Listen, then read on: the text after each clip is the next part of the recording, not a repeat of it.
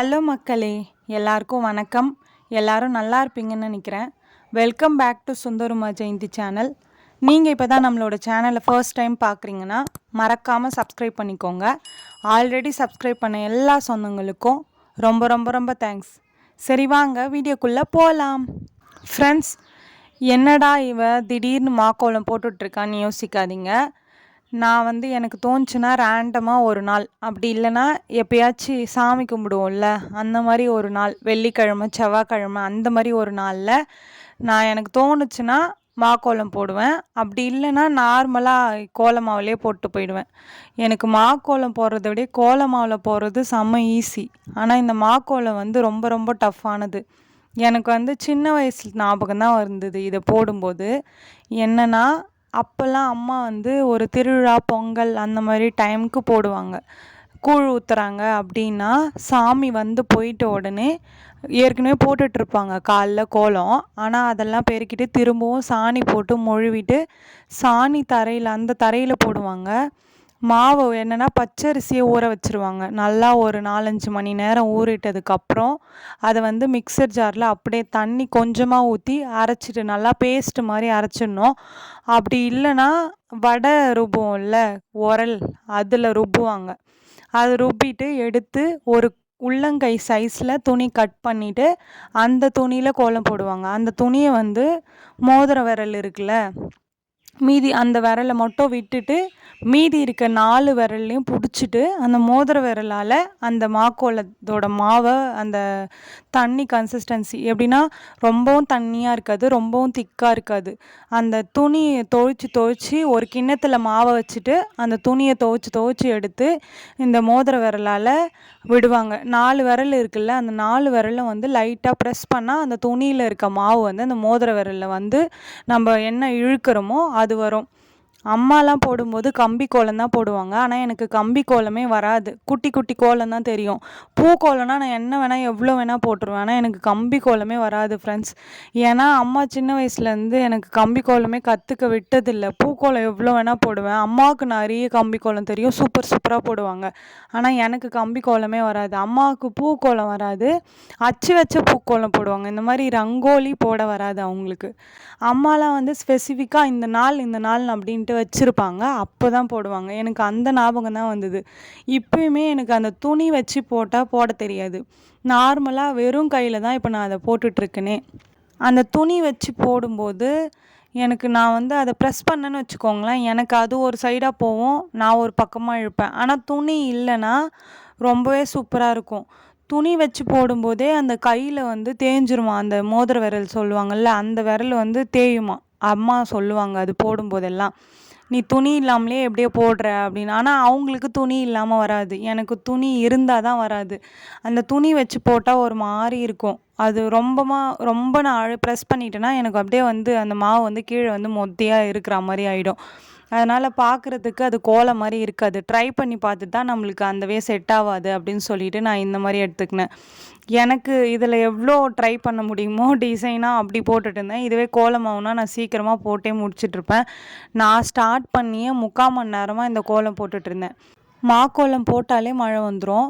நிறைய டைம் நான் பார்த்துருக்கேன். கோலம் போட்டு அன்னைக்கு டே ஃபுல்லாக கூட ஆகியிருக்காது. அழகாக இருக்குன்னு அதை ரசிக்க கூட முடியாது. ஆனால் மழை மொத்தமாக கழிச்சிரும். இன்றைக்கும் அந்த மாதிரி தான் நினச்சிட்டே போட்டேன். கடைசியில் மழை மொத்தத்தையும் கழிச்சிச்சு. நீங்கள் வேணால் ட்ரை பண்ணி பாருங்கள். இப்போல்லாம் மாக்கோலம் சாக் பீஸ் அந்த மாதிரி எல்லாமே விற்குது. ஆனால் இது ரெடிமேடாக ரெடி பண்ணி வச்சுக்கினிங்கன்னா ஈஸியாக இருக்கும்.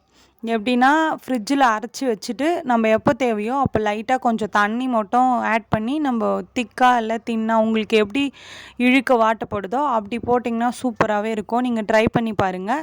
யாராச்சும் இன்னும் மாக்கோலம் போடுறீங்க அப்படின்னா கமெண்ட் பண்ணுங்கள். வாசல் படியிலையும் வாசல் முன்னாடியும் கோலம் போட்டு காஞ்சிடுச்சு. நான் உங்களுக்கு பொழுது வெடிஞ்சு அது பெயிண்ட் மாதிரி தெரியுது அழகாக இருக்குன்றதுக்காக நான் வீடியோ எடுத்து காட்டினேன். கோலம் எப்படி இருக்குன்னு சொல்லிவிட்டு கமெண்ட் பண்ணுங்கள். எங்கள் ஊரில் சந்தை போடுவாங்க. நான் ஆல்ரெடி நிறைய ஷார்ட்ஸ் வீடியோ போட்டிருக்கேன் சந்தைக்கு போகிற மாதிரி. லாங் வீடியோ என்னோடய ஃபஸ்ட்டு விளாக் வீடியோவே அதுதான், சந்தைக்கு போகிற மாதிரி அப்படின்னு சொல்லிட்டு. இப்போ நான் சந்தைக்கு போனது ஒரு பெரிய கதை. மழை, செம மழை. ஆனால் நான் என்ன பண்ணேன், முன்னாடியே கொடை எடுத்துகிட்டு போயிட்டேன். கொஞ்சம் தூரம் போனேன், மழை ஸ்டார்ட் ஆயிடுச்சு. போயிட்டு ஒரு ஓரமாக நின்னேன். ஒரு 1/2 அன் ஹவருக்கு நல்ல மழை, செம்ம காற்று. மழை பெஞ்சுது, மழை விட்டுது. சரி சந்தைக்கிட்ட போகலாம், கிட்ட தான் இருக்கேன், கொஞ்சம் தூரம் டிஸ்டன்ஸ். போயிட்டு போகலான்னு பார்த்தா தண்ணி தேங்கியிருந்தது. மொத்த காய் கூறு கட்டி வச்சுருப்பாங்க. தேவையான காயும் வாங்கிக்கலாம், கூறு கட்டின காயும் வாங்கிக்கலாம், அந்த மாதிரி விற்பாங்க. நான் போகிறேன், மழையில் ஒரு ஒரு காயாக அடிச்சிட்டு வருது. எல்லாருமே சந்தை போட்டவங்க கூட போயிட்டு ஓரமாக நின்றுட்டாங்க. மழை லைட்டாக விட்டுது, கொடை எடுத்துகிட்டு போவே நான் ஃபஸ்ட்டு போயிட்டேன். எல்லாரும் மழை வரவே ஓரமாக ஒதுங்கி நின்றுட்டாங்க. போனால் தண்ணியில் எல்லா காயும், ஒரு சில காய் கத்திரிக்காய், உருளைக்கிழங்கு, நிறைய காய் அடிச்சிட்டு வந்தது நான் பார்த்து. ஏன்னா மழை பேஞ்சு விட்டுடுச்சு, ஆனால் தண்ணி வந்து அடிச்சிட்டு வந்ததில்ல, அதில் ஒரு ஃபோர்ஸில் எல்லா காயும் அடிச்சிட்டு வந்துச்சு, கூறு கட்டின காயெல்லாம். அவங்க மட்டும் என்ன பண்ணுவாங்க? ஆனால் ரொம்பவே கஷ்டம் சந்தை போடும்போது மழை வந்தால். ஆனால் கரெக்டாக எங்கள் ஊரில் சந்தை போடும்போது அன்னைக்கு மட்டும் மழை வராத நாளே இல்லை. மோஸ்ட்லி மழை வந்துடும். எப்படின்னா அன்னைக்கு மட்டும் காலைல ஃபுல்லாக நல்லா வெயில் காயுது. இப்போ இருக்கிற கிளைமேட்டில் ஒன்றுமே புரிஞ்சிக்கவே முடியல. காலைல ஃபுல்லாக செம வெயில் காயுது, ஆனால் பார்த்தா ஈவினிங் பார்த்தா இருட்டிக்குது, காற்றடிக்குது, மழை பெய்யுது. மழைக்கு குறையே இல்லைன்ற மாதிரி இருக்குது. ஏன்டா மழை பெய்யுது அப்படின்ற மாதிரி தோணுது. புரட்டாசி மாதம்தான் சொல்லுவாங்க, மண்ணுருவ பெய்யும் பொண்ணுருவ காயும் அப்படின்னு சொல்லிட்டு. ஆனால் பார்த்தா இப்போ பார்த்தா அந்த மாதிரி பண்ணிகிட்ருக்கு. நைட்டெல்லாம் மழை பெய்யுது, பகலெல்லாம் வெயில் காயுது. பார்த்தா நைட்டு மழை பெஞ்சுதா அப்படின்ற அடையாளம் தெரியாத அளவுக்கு காலையில் வெயில் காயுது. எனக்கு ஒரே ஒரு பிரச்சனை என்னன்னா, துணி காய வைக்கிறதுக்கு காலையில் வெயில் காஞ்சுது அப்படின்ற மாதிரி எனக்கு தோணும். உங்களுக்கெலாம் மழை பெஞ்சா பிடிக்குதா பிடிக்கலையான்னு சொல்லிட்டு கமெண்ட் பண்ணுங்கள். சந்தைக்கு போயிட்டு அந்த ஈரத்தோடவே அவங்க மட்டும் என்ன பண்ணுவாங்க, அது காய் ஈரத்தோடவே எல்லாமே நனைஞ்சு போச்சு காய். சொட்ட சொட்ட போட்டாங்க இன்னும் கேட்டால் காயை. அப்படியே எடுத்துகிட்டு வந்து அது எல்லாத்தையுமே க்ளீன் பண்ணி ஒன்று ஒன்றுத்தா தனித்தனியாக பிரித்து வச்சிட்ருந்தேன். நாங்கள் வேறு ஒரு வாரமாக காய் வாங்கலை, 2 வாரம் ஆயிடுச்சு சந்தைக்கு போயிட்டு காய் வாங்கலை. எங்கள் வீட்டுக்கு எப்படின்னா, ஒரு வாரம் இல்லை 2 வாரத்துக்கு ஒரு முறை வெங்காயம் தக்காளி மட்டும் காலி ஆகாது. மீதி எல்லாம் காயெலாம் வாங்குறதா இருந்தால் அப்பப்போ போயிட்டு வாங்கிப்போம். ஆனால் வெங்காயம் தக்காளி மட்டும் 3 வாரம் கூட வரும். கம்மியாக தான் விற்கும். 2 பேர் இருக்கிறதுனால, நானும் அம்மாவும் மட்டுன்றதுனால அவ்வளோ காய் காலி ஆகாது. ஏதாச்சும் இந்த மாதிரி காய் கீரை வாங்கினா மட்டும்தான் பொரியல் செய்கிறதுனால காலி ஆகிடும். மற்றபடி வெங்காயம் தக்காளி மெயினானது. வெங்காயம் தக்காளி பூண்டு இது மட்டும் நிறையவே இருக்கும் எனி டைமு. அதனாலே எல்லா காயும் வாங்கிட்டு வா அப்படின்னு சொல்லிட்டு அனுப்பிச்சாங்க. என்னால் ஒரு கட்டத்துக்கு மேலே காய் அங்கே இருக்குது, பை வெயிட் தூக்க முடியல. ஒரு கையில் கொடை வச்சுருக்கேன், ஒரு கையில் காய் எப்படி வாங்குறதுன்னு சொல்லிட்டு ஒரு சில காயெல்லாம் வாங்காமலே வந்துட்டேன். கூறு கட்டி விற்பாங்க இப்போ 20 ரூபா 30 ரூபா அப்படின்னு சொல்லிட்டு.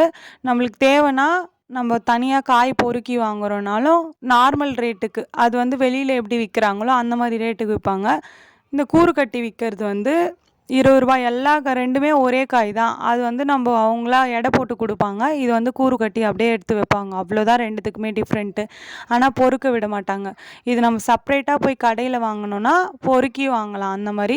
ஆனால் காய் வந்து ஃப்ரெஷ்ஷாக இருக்கும், தோட்டத்து காயாக இருக்கும், நம்பி வாங்கலாம் அப்படின்ற மாதிரி இருக்கும். அதனால தான் சந்தைக்கு போய் வாங்குவோம். எல்லாருமே பக்கத்தில் கழனியில் பயிர் வைக்கிறது அந்த மாதிரி தான் எடுத்துகிட்டு வருவாங்க. மோஸ்ட்லி வாங்குறது வந்து இந்த வெங்காயம் தக்காளி மட்டும்தான் வெளியிலேருந்து வாங்கிட்டு வருவாங்க. வெங்காயம் தக்காளி பூண்டு அப்படி தான் வெளியிலேருந்து வாங்கிட்டு வருவாங்கன்னு நினைக்கிறேன். அதனால் வந்து காய் பார்த்து வாங்க வேண்டிய அவசியம் இருக்காது. சின்ன வயசு ஞாபகம் வந்தது எனக்கு. என்னென்னா அப்போல்லாம் வந்து சோப்பு, புளி எல்லாமே ஆல் இன் ஆல் நம்மளுக்கு என்ன தேவையோ, ஒரு சூப்பர் மார்க்கெட் போனால் இப்போ என்ன வாங்குகிறோமோ அந்த மாதிரி சந்தையில் வாங்குவாங்க. இப்போ இதுவே காலையில் பார்த்திங்கன்னா வந்து மாட்டு சந்தை, ஆட்டு சந்தை அந்த மாதிரி மாடு ஆடு விற்கிறது போடுவாங்க. காலையில் வந்து மூக்கணாங்கயிறு, மாட்டுக்கு அந்த மணி, கழுத்துக்கு வந்து கயிறு, மாட்டுக்கு அந்த கட்டுவாங்கள்ல நீட்டு கயிறு, அது எல்லாமே விற்பாங்க காலையில். அப்போது வந்து போனோன்னா அந்த மாதிரி காலையில் மாடு வாங்குறவங்க, மாடு விற்கிறவங்க, ஆடு வாங்குறவங்க, ஆடு விற்கிறவங்க அந்த மாதிரி பார்க்கலாம். சந்தைக்கு போனோனாலே அவ்வளோ ஒரு ஜாலியாக இருக்கும். ஒரு 100 ரூபாய் எடுத்துகிட்டு போனால் எல்லாமே வாங்கிட்டு வந்துடலாம். ஒரு வீட்டுக்கு தேவையான எல்லாமே வாங்கிட்டு வந்துடலான்ற மாதிரி அப்போது நான் குட்டி வயசில் இருக்கும்போதுலேருந்தே சந்தை போட்டுட்ருக்காங்க. அது மாதிரி எனக்கு ஞாபகம் வந்தது உங்களுக்கு நான் வீடியோ எடுத்து காட்டும்போது. நான் என்ன பண்ணேன், எல்லாமே நனைஞ்சு போச்சு இல்லை, சரி வெங்காயம் பூண்டு மட்டும் காய வைக்கலாம். காயெல்லாம் நம்ம டெய்லி யூஸ் பண்ணிப்போம், அதனால் அதை மட்டும் கழுவி வச்சுட்டு வெங்காயம் பூண்டு மட்டும் ரொம்ப ஈரமாக இருந்தது. அதனால் நல்லா வெயில் காஞ்சுதா காய வச்சுட்டு ஒரு பேன் கேக்குன்னு சொல்லலாம், தோசைன்னு சொல்லலாம், எப்படி வேணால் சொல்லலாம். அதை செய்யலான்னு சொல்லிட்டு ஒன்றும் இல்லை, ஒரு கப் கோதுமை மாவு, கொஞ்சோண்டு சால்ட்டு, ஒரு 2 3 வாழைப்பழம் இருந்தது, கற்பூரவள்ளி வாழைப்பழம், அது கொஞ்சம் தேங்காய், அரை மூடி தேங்காய் துருவுனது மிக்சியில் போட்டு அடிச்சுக்கிட்டேன். இப்போ வந்து வெல்லம் இருக்குது என்கிட்ட. வெல்லம் இல்லைனாலும் நீங்கள் நாட்டு சர்க்கரை இல்லை பனை வெல்லம் அந்த மாதிரி யூஸ் பண்ணிக்கோங்க. பனங்கற்கண்டு அந்த மாதிரி எது இருந்தாலும் யூஸ் பண்ணிக்கோங்க இனிப்புக்கு. சர்க்கரையை மட்டும் அவாய்ட் பண்ணிவிடுங்க எனக்கு தெரிஞ்சு. இப்போது வெல்லம் வந்து எனக்கு தேவையான இனிப்புக்கு ஏற்ற மாதிரி நான் போட்டுக்கிறேன். அது போட்டு நல்லா வந்து மிக்ஸ் பண்ணி வச்சுக்கிறேன். வாழைப்பழம் வந்து உங்களுக்கு மசியல அப்படின்னா வெல்லமும் வாழைப்பழத்தையும் போட்டு நல்லா வந்து மிக்ஸ் பண்ணிக்கோங்க. ஏன்னா வெல்லம் வந்து எவ்வளோ தான் உடைச்சாலும் கொஞ்சம் குட்டி குட்டி கட்டியாக வச்சு இருக்கும். அதனால் வெல்லத்தையும் வாழைப்பழத்தையும் போட்டு மிக்சியில் ஒரு அடி அடிச்சுட்டு அதுக்கப்புறம் இந்த கோதுமை மாவு கூட மிக்ஸ் பண்ணிவிட்டு எல்லாத்தையும் ஒன்று சேர மிக்ஸ் பண்ணிவிடுங்க. லாஸ்ட்டாக வந்து மெயினானது வந்து இது ரவை வந்து போட்டு மிக்ஸ் பண்ணி வச்சுருங்க. வேணும்னா தண்ணி ஆட் பண்ணி நல்லா மிக்ஸ் பண்ணிக்கோங்க. இதை பார்க்கும்போது எனக்கு ஒரு பெரிய சம்பவம் ஞாபகம் வந்தது. நான் சென்னையில் வந்து லீவுக்கு எங்கள் பெரியம்மா வீட்டுக்கு போவோம். அப்போ வந்து என்ன பண்ணுவாங்க, நான் சின்ன வயசு ஒரு 6th 7th படிச்சுட்ருப்பேன். அப்போ வந்து எங்களுக்கு வந்து குழி பணியாரம் செஞ்சு கொடுத்தாங்க. இதே தான் முட்டை போட்டு கூட ஆப்பு சோடா போட்டு குழி பணியார கல்லில் ஊற்றி கொடுத்தாங்க. என் கூட எல்லாருமே தான் சாப்பிட்டாங்க. எங்கள் அக்காவும் நானும் போயிட்டு லீவுக்கு இருந்தோம். எல்லாருமே சாப்பிட்டாங்க. ஆனால் எனக்கு மட்டும் வயிறு வலி வாந்தி நிற்கவே இல்லை. அவ்வளோ ஒரு வயிறு வலி. என்னென்னவோ பண்ணி பார்த்தாங்க, சோடா, லெமன் ஜூஸு, டேப்லெட்டு, எதுவுமே நிற்கலை. செம்ம மழை வேறு. அதை என் லைஃப்பில் மறக்க மாட்டேன் அந்த வயிறு வலியை. இதை சாப்பிட்டுட்டு எனக்கு அந்த மாதிரி ஒரு வயிறு வலி வந்தது. எனக்கு அந்த ஞாபகம் தான் வந்துச்சு இதை செய்யும்போது. மறக்க முடியாத ஒரு டிஷ்ஷு சாப்பிட்டு ஏதாச்சும் சம்பவம் நடந்திருக்கா அப்படின்னு சொல்லிட்டு கமெண்ட் பண்ணுங்கள். இது வந்து நான் பேன் கேக்குன்னு இல்லாமல் நான் தோசை மாதிரி ஊற்றிக்கிட்டேன். உங்களுக்கு வேணும்னா நீங்கள் பேன் கேக்கா இல்லை குழி பணியாரமா இல்லை எண்ணெயில் கூட போட்டு பொரித்து எடுத்து சாப்பிட்லாம். சூப்பராக இருக்கும். ட்ரை பண்ணி பாருங்கள். ஓகே ஃப்ரெண்ட்ஸ், இதோட என்னோடய விளாகை முடிச்சுக்கிறேன். மறக்காமல் சுந்தருமா ஜெயந்தி சேனலை சப்ஸ்கிரைப் பண்ணிக்கோங்க. இந்த வீடியோவுக்கு லைக் பண்ணுங்கள், உங்கள் ஃப்ரெண்ட்ஸுக்கு ஷேர் பண்ணுங்கள். வேறு என்ன வீடியோ போடலாம் அப்படின்னு சொல்லிட்டு கமெண்ட் பண்ணுங்கள். இவ்வளோ நேரம் இந்த வீடியோவை பொறுமையாக பார்த்த எல்லாருக்கும் நன்றி. நெக்ஸ்ட் வீடியோவில் பார்க்கலாம். பாய்.